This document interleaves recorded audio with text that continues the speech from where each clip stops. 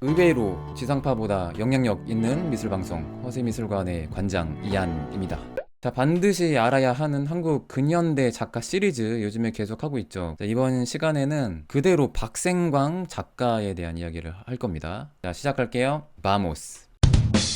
다른 화가와 다르게 전성기가 돌아가기 전 5년 전에 찾아왔습니다. 그러니까 일찍 요절한 작가들은 많아요. 근데 그런 분들은 전성기가 돌아가시기 전이죠. 근데 이분은 우리나라 나이로 82세까지 사셨거든요. 근데 그때면 이제 마무리하는 나이잖아요. 피카소도 장수했지만 말년은 솔직히 전성기는 아니었단 말이에요. 근데 이분은 말년 5년이 완전히 달리는 시기였습니다. 더 장수하셨으면 지금 김한기, 박수근급 이상으로 유명해지지 않았을까, 저는 그렇게도 봅니다. 진주가 낳은 화가입니다. 진주의 자랑 같은 대표 화가예요. 자, 유학파 출신입니다. 17세에 일본 교토 다카시와 미술학원에서 다케우치 세이호후, 무라카미 가가쿠 거장으로부터 그림을 배웠습니다. 홍대에 강의를 나간 적이 있거든요. 청경자 작가가 홍대 교수님이었잖아요. 그래서 좀 친분이 있었나 봐요. 그래서 청경자의 소개로 강의를 하게 됐다고 합니다. 해방 후 외색 커풍으로 비춰져서 국내 미술계에서는 좀 소외받았다고 봐요. 근데 일본에서는 꽤 인정받았던 화가입니다. 또 일본에 돌아가서 3년 정도 활동을 해요. 그때 이제 부인이 아마 돌아가셨나? 그러면서 다시 한국에 잠깐 왔거든요.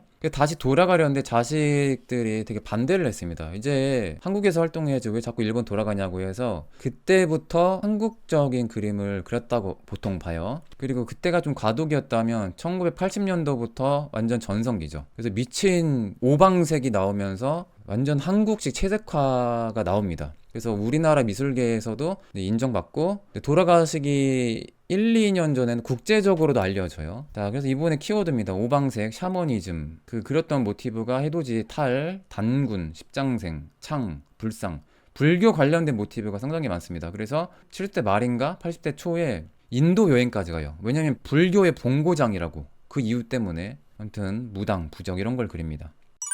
의외의 작품들 좀 많이 보여드리려고 자료를 좀 열심히 준비했습니다. 아쉬운 게 뭐냐면 박생광 우리나라 검색 쳤을 때 거의 70년 말에서 80년도 그때의 작품들이 되게 많고 초창기 작품이 거의 안 나와요, 검색에. 좀 서글픈 거 뭐냐면 해외 사이트에 더 정리가 잘 돼 있어요. 그러니까 박생광 화백에 대한 좀 관심이 아직도 많이 없다는 거죠. 이 신비로운 이런 분위기의 그림도 그렸죠. 연도가 불확실한 그림이 이번에 좀 많아요.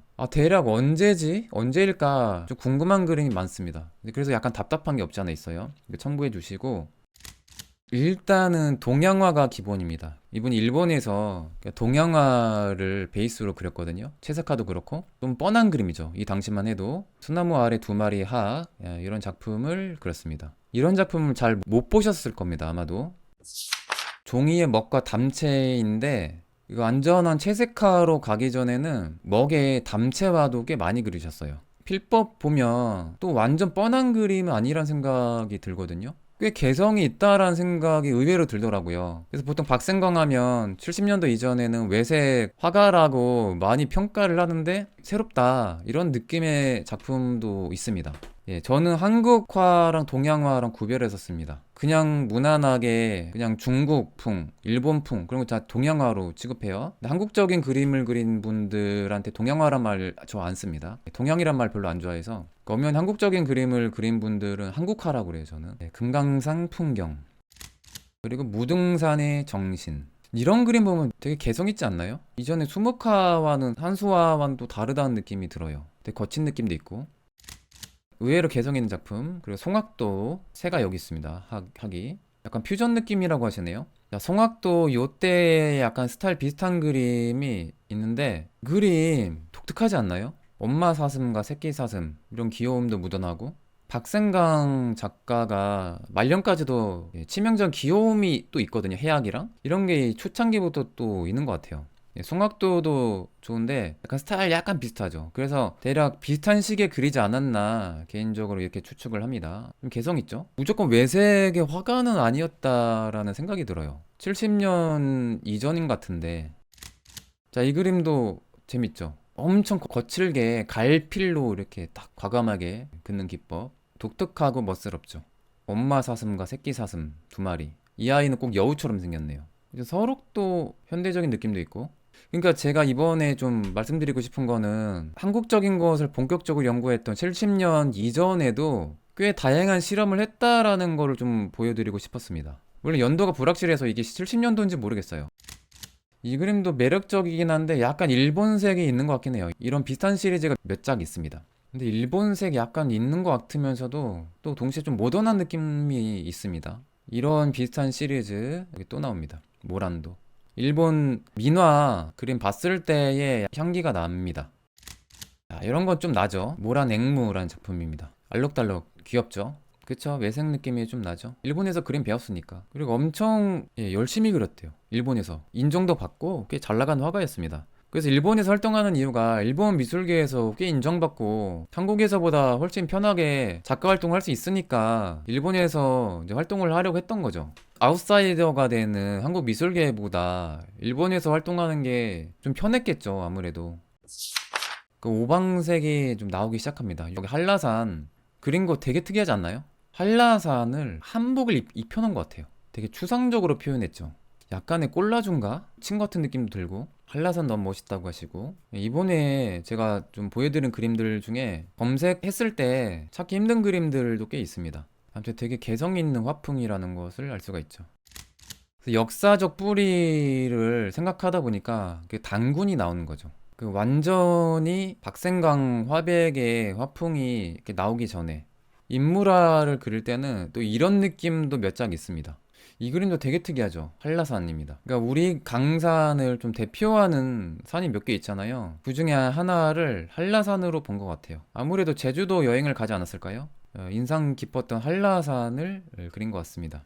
이런 거는 서양 화가의 약간 현대적인 그런 느낌이 좀 연상되긴 합니다. 누구라고는 좀 바로 연상되진 않는데 가을을 그린 것 같네요. 제 생각에는 실험 정신이 깔려 있어요. 일본에서 배웠지만 해방 이후에 일본에서 워낙 인정받다 보니까 그 외색이 이제 짙은 화가라고 약간 낙인 찍힌 게 아닌가 그런 게 있는 것 같습니다. 그리고 소떼 약간 저채도에 이런 소 그림이 몇 작 있죠. 많지는 않지만 그러니까 70년대는 과도기인 것 같아요. 여러 실험적인 그림을 그립니다. 컬러도 세게 그렸다가 추상화 느낌도 그렸다가 조형을 단순화하는 그런 시도도 하고 저채도의 그림도 그렸다가 이때만 해도 한국 미술계에는 수묵화가 대세였대요. 한국화는 수묵화지. 그러니까 채색화를 좀 등한시하는. 모르겠어요. 채색화를 하면 약간 일본색이 느낌이 난다고 생각했는지 모르겠는데 한국 미술계에서는 채색화가 인정을 못 받았던 시대였습니다. 굳이 따지면 북정화, 남정화 했을 때 북정화가 제가 알기로는 그 채색화 계열, 남정화가 수묵화, 전통 산수화 막 그런 느낌. 이 그림은 이번에 소마미술관에서 전시가 있었죠. 소도 되게 단순한 느낌. 이중섭의 소와 비교했을 때는 되게 정적이죠. 먹으로 그렸지만 되게 현대적인 느낌? 단순하고. 그리고 창문이란 작품. 저채도의 모노톤으로 꽤 많이 시도했습니다. 이때. 고민했던 것 같아요. 수목화로 가야 되나? 먹을 중심으로 색깔을 빼는 게 좋을까 말까? 약간 고민을 하지 않았나? 이런 생각도 들고. 그쵸, 다양하죠? 이때부터 단청 이런 거를 관심 갖고 그리는 것 같아요. 종이의 혼합 재료라고 합니다. 77년 때가 귀국하고 얼마 안 됐을 때 서서히 인정받던 시대라고 합니다. 그리고 연도가 있잖아요. 그러니까 우리가 아는 지금의 연도가 서기 예수님 달력이잖아요. 기원후 기원전. 근데 날짜 표기를 단기로 바꿨대요. 단군 기준의 달력인 거죠. 모든 거를 다 우리 걸로 바꾸는 이때 본격적으로 호가 한글말로 그대로로 바꾸거든요. 원래 네고였잖아요. 한자어로. 그걸 한글로 풀이하면 그대로라고 볼 수가 있는데 보통 호를 우리말로 하는 경우는 드물잖아요.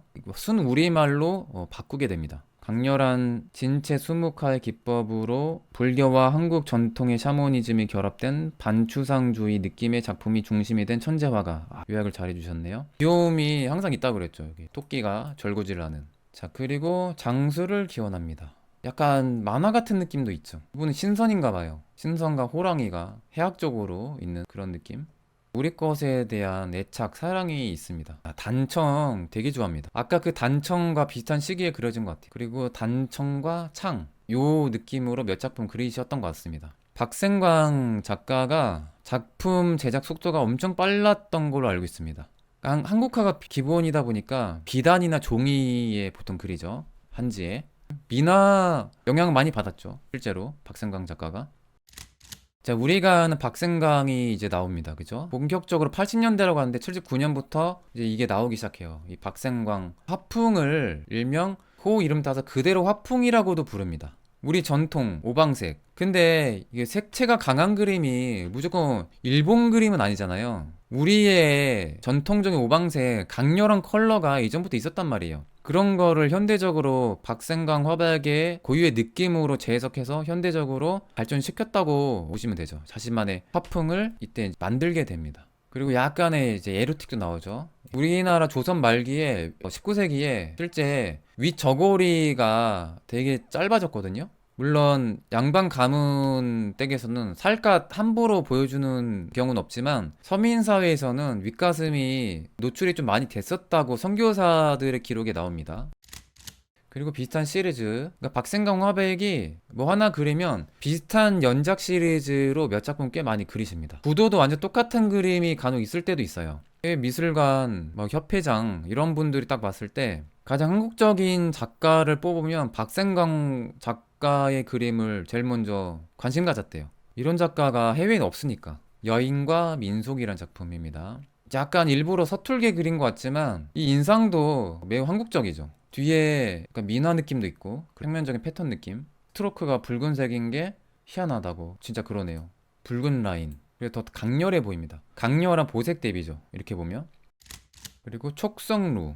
진주가 낳은 화가니까 진주의 촉성루를 그렸습니다. 근데 의외죠 또. 그래서 이 먹이 강조된 그림도 또 그립니다. 무조건 그대로 화풍만 있는 게 아니라 또 이런 것도 간혹 시도하셨어요. 이 사인 되게 재밌지 않나요? 사인 이 글자 순서가 오른쪽에서 왼쪽일 때도 있고 왼쪽에서 쓸 때도 있고 그 그림마다 좀 다르더라고요.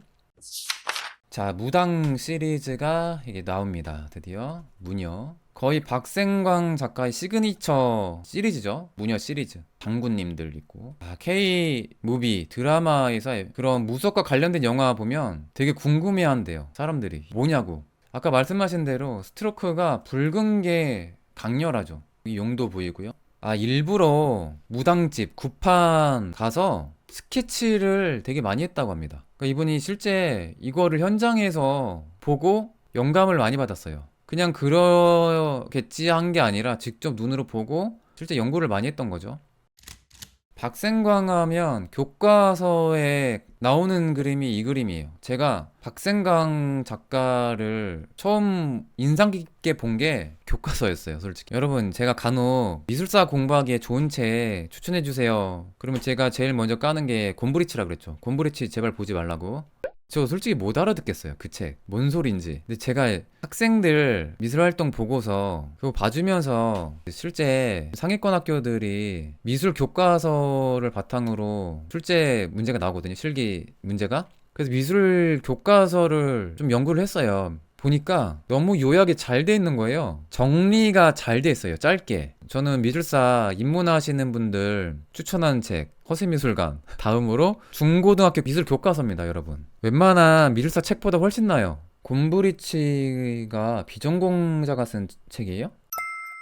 이거 귀신을 부르는 걸 이렇게 표현한 게 아닐까요? 악귀를 이렇게 무섭게 표현한 것 같습니다. 이 색채에 약간 때가 묻은 듯한, 일부러 그런 거겠죠? 변색된 게 아니라? 그래서 더 특이해 보이네요. 이런 거친 느낌. 자, 아무튼 박생광 작가의 시그니처 무당입니다. 맞아요. 작품 소재가 다소 무거워 보일 수 있잖아요. 구판 벌린 거 보면 진짜 무섭지 않나요? 근데 박생광 작가의 작품 보면요, 귀엽다는 느낌, 재밌다는 느낌이 많이 들죠. 특이한 그림이죠.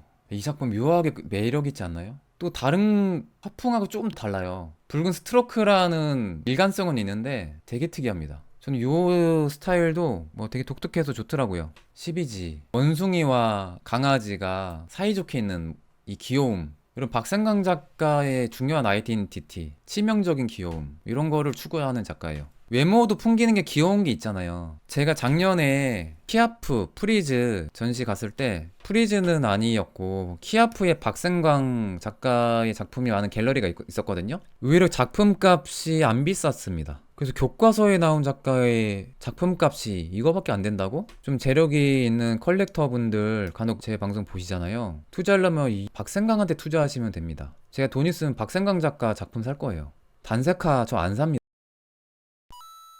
매우 저평가받았다. 박상광 아직도. 알려지면 어느 순간 김한기급으로 올라갈 수도 있다고 봐요, 저는. 그러면 이 방송이 성지가 되겠죠? 밤에 보면 무섭다고 하시고 그러겠네요. 그리고 토기라는 작품. 여기 안에도 장군님이 보이시고 약간 무당 느낌도 있습니다. 이번에 소마 미술관에 있는 작품 아닌가요, 이번에? 그랬던 걸로 기억합니다. 요런 느낌은 약간 미나, 약간 우리나라 전통 병풍에 많이 있잖아요. 십장생도 그런 파도 느낌 이런 거에 영향을 받은 것 같아요.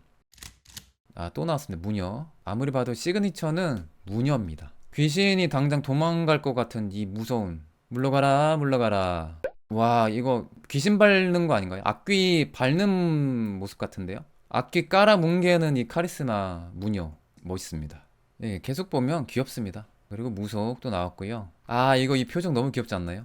웃긴 귀신 같은 얼굴. 나 무섭지롱 하는 이런 귀신 같은 느낌. 눈이 약간 피 나올 것 같으면서도 뭐 웃긴 귀여움, 해악이 기본적으로 깔린 화가라는 것을 알 수가 있죠. 자, 공작부인 시리즈가 몇 작품 있습니다. 제가 일단 본 거는 두 작품인데 그 중에 하나입니다. 근데 이 말도 웃기지 않나요? 공작새 앞에 여인이 있어도 공작부인으로 한 언어적인 이 유머? 그게 아닌가. 이 얼굴 약간 중독성 있습니다. 매우 한국적인 얼굴. 그리고 이 얼굴이 되게 좋은 관상 아닌가요? 복받을 관상인데 이거 되게 캐릭터와에도 통할 법한 얼굴 아닌가요? 중독성 있는 마스크인데 이거. 자, 계속 공통적으로 나온 거는 아까 어떤 분이 약간 잘 캐치해 주셨는데 레드 스트로크 엄청 강렬합니다. 그죠? 특유의 시그니처 기법이네요. 보색 대비. 예, 부처님 얼굴 약간 비슷하죠? 두 작품이 있는 걸로 알고 있거든요. 자, 이 청담 대사는 이 젊을 때부터 이 박생강 화백의 친구였습니다. 이 스님의 영향을 또 많이 받았다고 해요. 조계종 홍무원장을 역임했다고 합니다. 청담 스님. 젊은 시절에 박생강 작가가 출가를 했던 걸로 기억해요. 한번. 또 다른 중요한 아이덴티티, 불교입니다. 아, 이 작품도 매력있죠. 하얗게 얼어있는 귀신 같은 얼굴. 와, 근데 이 강렬한 파란 색깔 쎄하지 않나요? 강렬하면서 되게 차가운 느낌. 이 작품 분위기 너무 매력있더라고요. 다른 그림 중에서도 이 표정도 보세요. 저는 이 색감 너무 좋더라고요. 유난히 다른 작품에 비해서. 이 강렬한, 저는 쎄하다고 표현하겠습니다. 쎄한 파란 색깔. 창과 무석. 아까 그 시리즈와 비슷한 것 같은데. 와, 눈이 외계인 눈이에요. 입술도 초록 색깔, 눈도 초록 색깔. 이거는 약간 콜라주와 결합한 건가요? 이거 모르겠네요. 고대라는 작품. 박생광 작가가 고구려 벽화에도 많은 영감을 받았고 연구를 했다고 전해집니다. 팔이란 작품. 이거는 약간 추상 같은 느낌도 있죠? 단청이란 작품입니다. 근데 외국 사이트에 재료가 어떤 건 잉크라고 돼 있고 어떤 건 먹이라고 돼 있거든요. 근데 실제 잉크를 써서 병행했는지 아니면 먹을 외국에서 잉크로 표현했는지 모르겠어요. 그걸 혼재해서 썼나 모르겠습니다. 무석 음악 들으면서 보면 한층 몰입될 것 같다고 하시고 박생강 특별을 전하면 무석 음악을 까는 거죠. 예, 작두 탈 때 그 음악 있잖아요. 그걸 까는 거죠. 그러면 이제 전시장 분위기 이제 개판 나는 거죠. 예. 근데 어떤 방 같은 경우에는 그거 좀 깔라도 좋을 것 같은데요. 그리고 토암산 해돋이란 작품입니다. 아, 이것도 되게 강렬합니다. 그죠? 와, 이거 호랑이겠죠? 호랑이의 강렬한 느낌. 와, 이 비주얼 충격. 이 같은 시리즈죠? 부처. 이게 석굴암을 모티브로 그린 걸로 알고 있거든요. 여긴 또 봉황이 보이네요. 아, 색깔 진짜 셉니다. 비슷한 시리즈고. 자, 이 작품이 박생광 작가가 말년에 매우 애착을 가졌던 되게 자랑스럽게 여겼던 작품이었어요. 그러니까 박생광 작가가 그러니까 아무래도 포스턴가 어떻게 이미지를 통해서 스페인의 그 현대미술 거장 피카소의 내전을 그린 게르니카를 보고 아, 역사화를 그려야겠다는 생각을 하게 됐대요. 그러니까 게르니카 영향을 받아서 그린 작품입니다. 물론 스타일은 완전히 다르죠. 하지만 게르니카가 중요한 동기부여가 됐다라는 거죠. 그래서 나중에 이 명성황후를 완성한 뒤에 게르니카와 견줘보고 싶다는 말을 입버릇처럼 말씀하셨대요. 근데 실제 박생강 작가의 뭐 거의 유언이죠. 그 말대로 2003년도에 바르셀로나의 성 아우구스티 성당에 이 작품이 전시됐었다고 합니다. 그래서 미술 관계자들로부터 좋은 평가를 얻었다고 합니다. 명성황후 이제 시해 사건을 그린 거죠. 일본 무사인 것 같고 피가 질질 납니다. 그죠? 그리고 슬퍼하는 이 사람들. 게르니카에서 자식 죽고 슬퍼하는 어머니가 약간 연상이 돼요. 죽은 민비를 뭔가 이제 왕녀처럼 표현한 게 아니라 소녀처럼 표현한 것 같아요. 또 슬퍼하는 이 남자. 그러니까 온갖 곳곳에 보색 대비가 넘쳐 흐르는데 피비린내가 나는 혹은 불 질려서 죽였다고 알고 있거든요. 불타오른 느낌과 피비린내 나는 그 느낌을 절묘하게 표현하지 않았나 그렇게 보입니다. 민비라는 말은 식민사관의 말이군요. 자, 그리고 호랑이와 모란이란 작품입니다. 되게 힙한 범. 혹시 이게 눈인가요?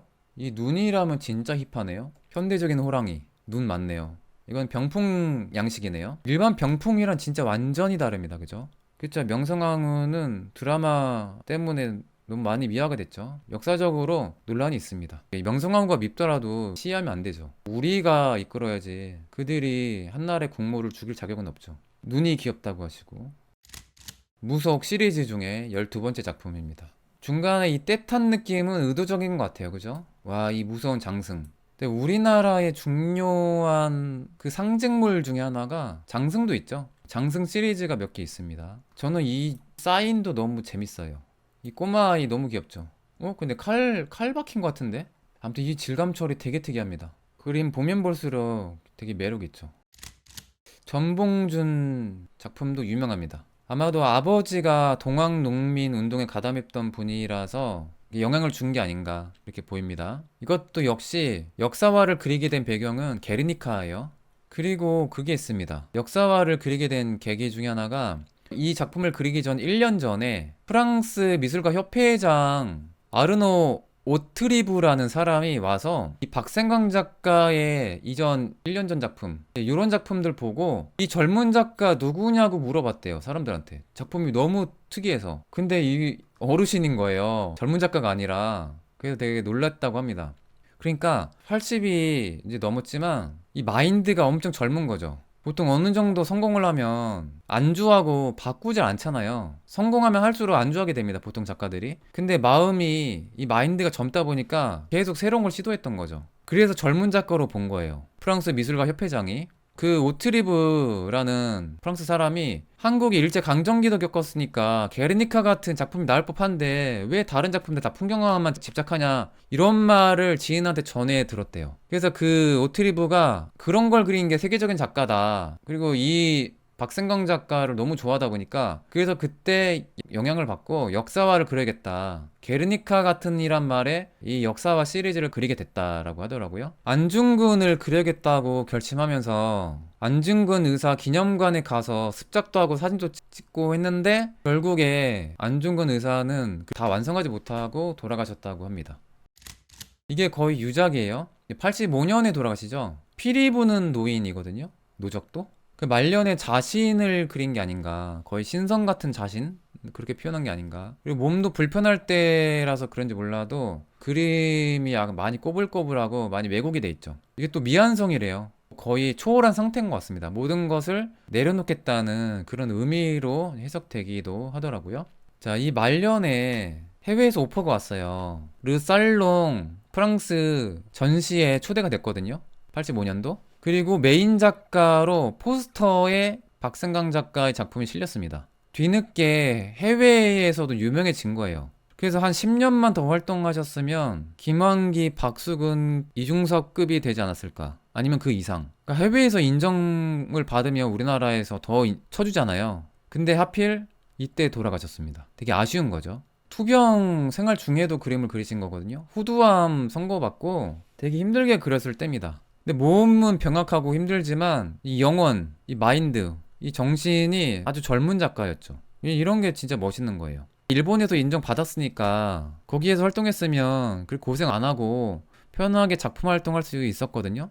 그런데 돌아가시기 전 약 8년 특히 5년은 완전히 작품 화풍이 완성됐고 8년 전부터 완전히 자신의 걸 하려고 변신했던 화가죠. 박생강 작가도 아직도 저평가받은 화가 중에 한 분이다. 만약에 아트페어 보인다 이런 시리즈 플렉스 하시면 개이득이다. 이번에 케아프에도 나오지 않을까요? 예, 추천합니다. 예, 컬렉터 분들 이런 작가에 투자하는 겁니다, 여러분. 생각보다 안 비싸요. 요즘에 그 우리나라에서 잘 나가는 작가들 작품보다 제 기억에는 저렴했던 걸로 기억합니다. 교과서급 작가의 작품이 별로 얼마 안 했어요, 제 기억에는. 박생강 미술관은 없는 걸로 알고 있습니다. 그래서 지으려고 노력하시는 것 같아요. 박생강을 좋아하는 그 분들이. 자, 아무튼 이 정도까지 할까요, 여러분? 예, 다음 시간에는 박수근 화백에 대한 이야기를 해보겠습니다. 끝까지 방송을 잘 들어주셔서 감사합니다. 저는 허세미술관의 관장 이한이었습니다. 아스타 루에고 부에나스 노체스. 여러분 굿밤 되세요.